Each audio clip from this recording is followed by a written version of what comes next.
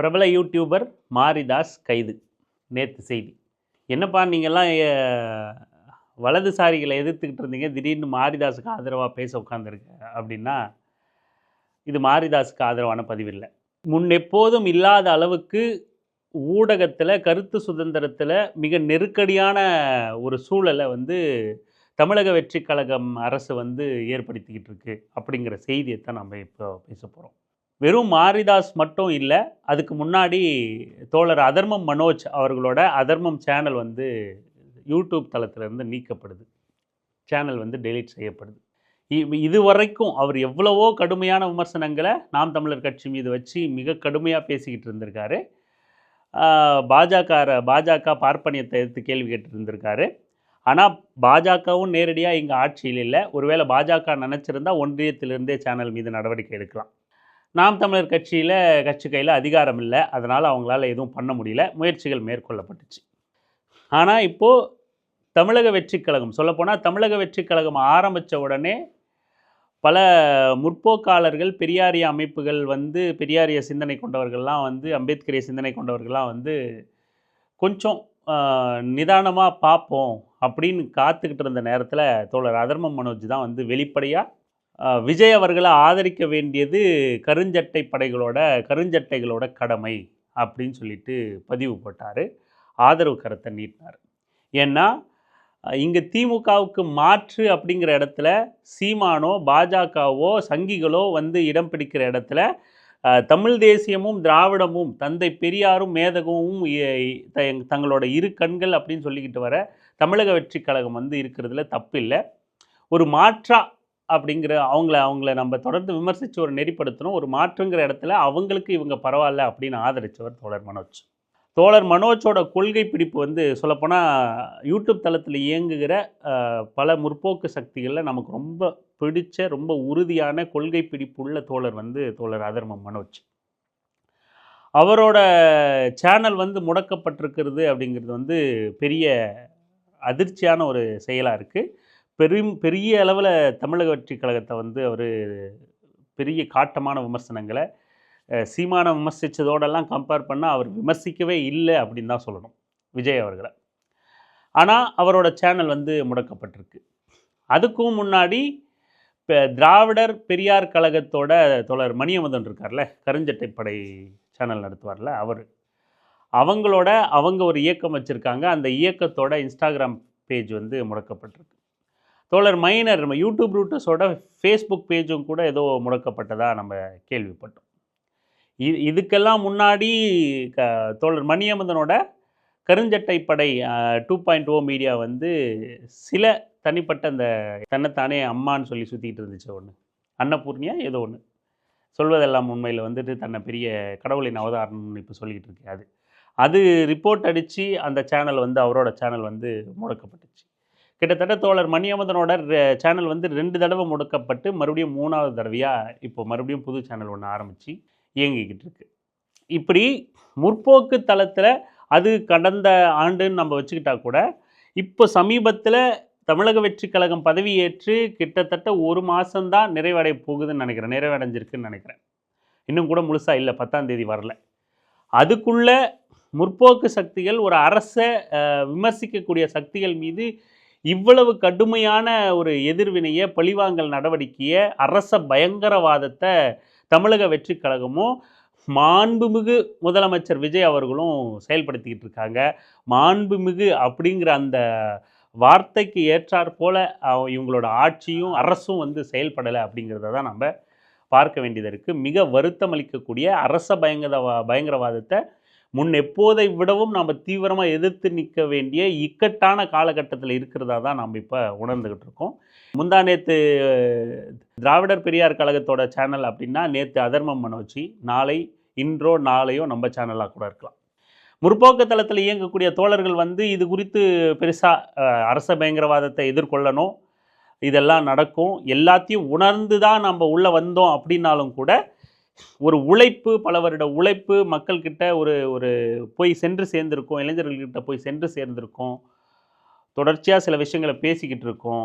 அதை திடீர்னு காலி பண்ணி அதை திரும்பவும் முதல்ல இருந்து ஆரம்பி எல்லா கோட்டியாளி மறுபடியும் முதல்ல இருந்து கோடு போடு அப்படிங்கிறது வந்து எவ்வளோ பெரிய பயங்கரவாதம் அப்படிங்கிறத இளைஞர்கள் புரிஞ்சுக்கணும். தாவேக்காவை கண்மூடித்தனமாக ஆதரிக்கிற இந்த முற்போக்கு சக்திகள் என்னைக்காவது மக்களுக்கு எதிராக இயங்கிக்கிட்டு இருக்கா?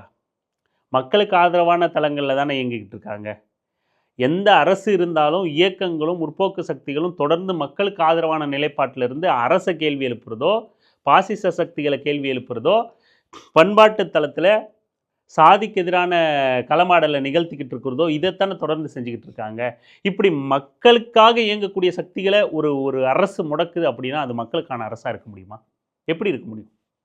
இவர்கள் எல்லாம் வந்து இப்படி அது அது அது வந்து ஒரு ஓகே இது நடக்கும் அப்படின்னு எடுத்துக்கிட்டால் கூட நம்ம இந்த அரச பயங்கரவாதத்தை எப்படி கடந்து போகிறது? அதோட தோழர் மனோஜ் வந்து அது முடக்கப்பட்டதுன்னே ஒரு சின்ன ஒரு எஃபி நேர்காணலில் வந்து நேரலையில் வந்து சொல்லிவிட்டு ஓகே இது நம்ம பெரிய யூடியூபரும் கிடையாது, இது நம்மளை பெருசாக பாதிப்படைய போகிறதும் இல்லை, அதனால் நம்ம அடுத்து வேலையை பார்ப்போம் அப்படிங்கிற மாதிரி அவர் போயிட்டார். தோழர்கள் அனைவருக்கும் வணக்கம். இன்றைக்கு காலையில் யூடியூப்பை ஓப்பன் பண்ணும்போது தான் அதர்மம் சேனலானது யூடியூப்லேருந்து நீக்கப்பட்டுள்ளது அப்படிங்கிற ஒரு செய்தியை காண நேர்ந்தது. அப்புறம் மெயிலை செக் பண்ணும்போது மெயிலும் வந்திருக்கு. எங்களுடைய ஹராஸ்மெண்ட் பாலிசியின் அடிப்படையில் உங்கள் சேனலை தூக்கியிருக்கோம் அப்படிங்கிற ஒரு மெயிலையும் பார்க்க நேர்ந்தது. நீங்கள் அப்படி யாரை துன்புறுத்தின அப்படிங்கிறது தெரியல. அப்படி ஹராஸ்மெண்ட் பாலிசியின் அடிப்படையில் துன்புறுத்தலுக்காக சேனலை ரிமூவ் பண்ணியிருக்கணும்னா 2வது நாளே என்னுடைய சேனலை தூக்கியிருக்கணும்.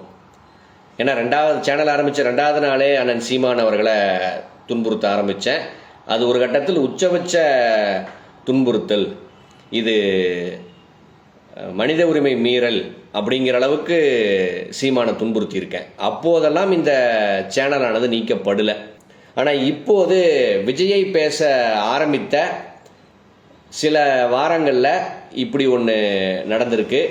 ஆக இந்த கும்பலானது பாஜகவை விட ஆர்எஸ்எஸ்ஸை விடவும் ஒரு கொடூரமான ஒரு கும்பல் அப்படின்னு தான் நாம் பார்க்க வேண்டியது இருக்குது. நீங்கள் தோழர்கள்கிட்ட பேசும்போது என்ன சொல்கிறாங்கன்னா, விஜயை டேன்னு சொன்னாவே அந்த சேனலை டார்கெட் பண்ணி ரிப்போர்ட் அடிக்கிறானுங்க அப்படிங்கிறத தோழர்கள் பதிவு பண்ணாங்க.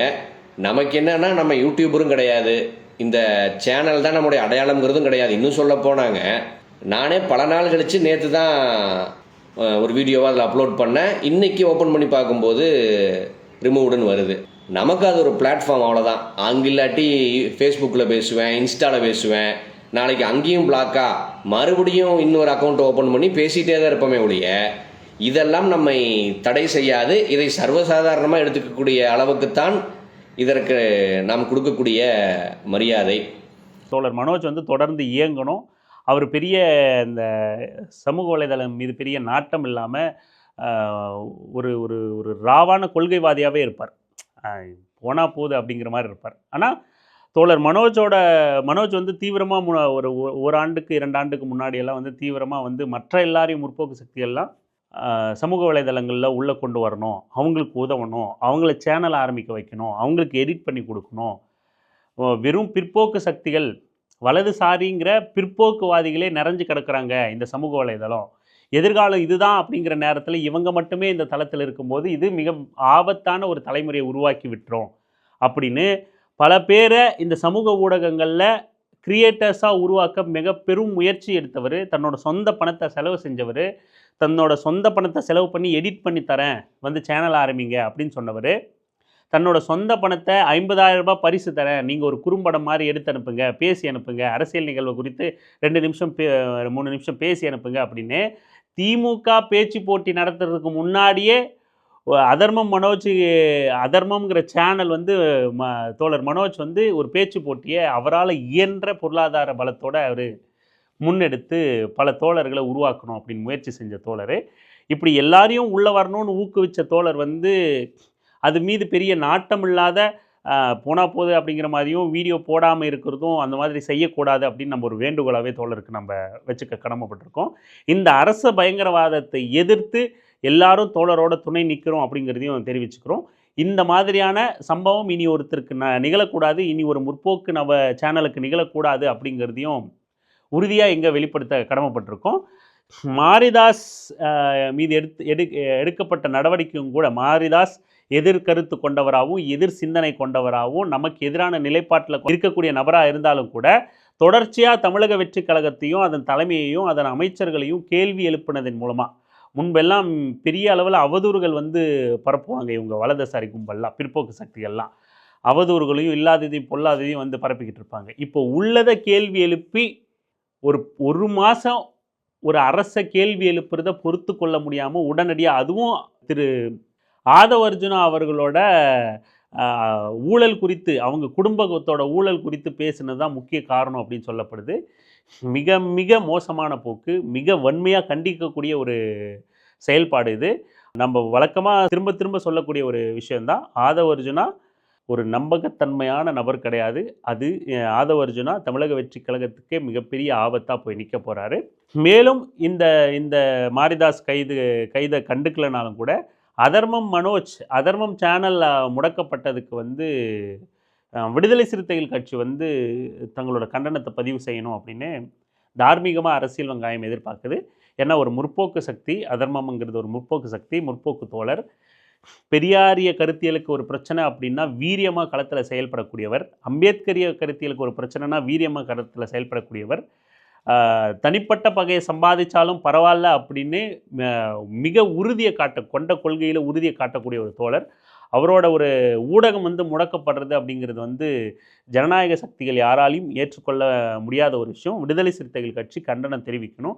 எனக்கு தெரிஞ்ச அண்ணன் திருமாவுக்கு இந்த செய்தி சென்று சேர்ந்திருக்க வாய்ப்பில்லைன்னு நினைக்கிறேன். தெரிஞ்சிருந்தால் கண்டிப்பாக கண்டனங்களை பதிவு பண்ணியிருப்பார். தெரியப்படுத்துவோம். நம்மை போன்றவரெலாம் வந்து பொதுவெளியில் ஊடகத்தில் பயணிக்கணும் அப்படிங்கிற ஒரு துணிச்சலான முடிவெல்லாம் எடுக்கும்போது அண்ணன் திருமா மாதிரியான ஜனநாயக சக்திகள் வந்து அவங்களத்தான் நம்ம ஒரு அதாவது கட்சி வந்து நமக்கு துணை நின்றோம், நம்மளை காப்பாற்றிடும் அப்படின்னு இல்லை. ஒரு ஜனநாயக சக்தியாக இன்னொரு முற்போக்கு சக்திக்கோ ஜனநாயக சக்திக்கோ இவர்கள் குரல் கொடுப்பார்கள், ஒரு கண்டனம் தெரிவிப்பார்கள், அதன் மீது அடக்குமுறை ஏவப்படும் போது அப்படிங்கிற அந்த ஒரு எண்ணத்தோடு மட்டும்தான் நாங்கள் உள்ள வரோம். அண்ணன் திருமா வந்து சவுக்கு சங்கர் முதல் தடவை கைது செய்யும் போது சவுக்கு சங்கர் முரண்பட்ட கருத்துக்களை தெரிவிச்சிருந்தாலும், எதிர்கருத்துக்களில் களமாடிக்கிட்டு இருந்தாலும், எதிர் சித்தாந்தத்தை பேசிக்கிட்டு இருந்தாலும் கூட ஜனநாயக குரல் வலை நசுக்கப்படக்கூடாதுன்னு கூட்டணி கட்சிக்குள்ளே இருந்துக்கிட்டே, திமுக கூட்டணியில் இருந்துக்கிட்டே அரசோட நடவடிக்கையை கண்டித்து அது தவறானது அப்படின்னு சொல்லிட்டு அதெல்லாம் நமக்கு வந்து பெரிய என்ன சொல்கிறது, ஒரு பெருநம்பிக்கையை கொடுத்த ஒரு விஷயம். இந்த மாதிரி சவுக்கு சங்கருக்கெல்லாம் அண்ணன் குரல் கொடுக்குறாரு, நாளைக்கு நமக்கெல்லாம் வந்து ஏதாவது சிக்கல் ஏற்படும் போது இப்படி ஒரு கண்டனத்தை மட்டுமாவது தெரிவிக்க மாட்டாங்களா இந்த மாதிரியான ஜனநாயக சக்திகள் அப்படிங்கிற நம்பிக்கையோடு தான் உள்ள வரும். அந்த நம்பிக்கையை அண்ணன் திருமா விடுதலை சிறுத்தைகள் கட்சி வந்து அதர்மம் மனோஜுக்கும் அதர்மம் சேனலுக்கும் தெரிவிக்கணும். அது தார்மீக பொறுப்பாகவும் கடமையாகவும் இருக்கும் அப்படின்னு நம்ம கருதுகிறோம்.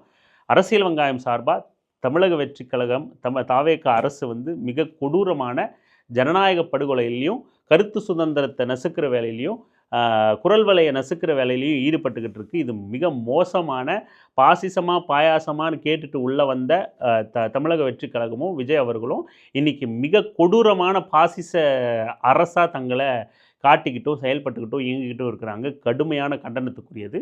ஜனநாயக சக்திகளோடு முற்போக்கு சக்திகளோடு தொடர்ந்து அரசியல் வெங்காயம் இணைஞ்சி பயணிக்கும், துணை நிற்கும் அப்படிங்கிறத தெரிவிச்சுக்கிறோம். நன்றி.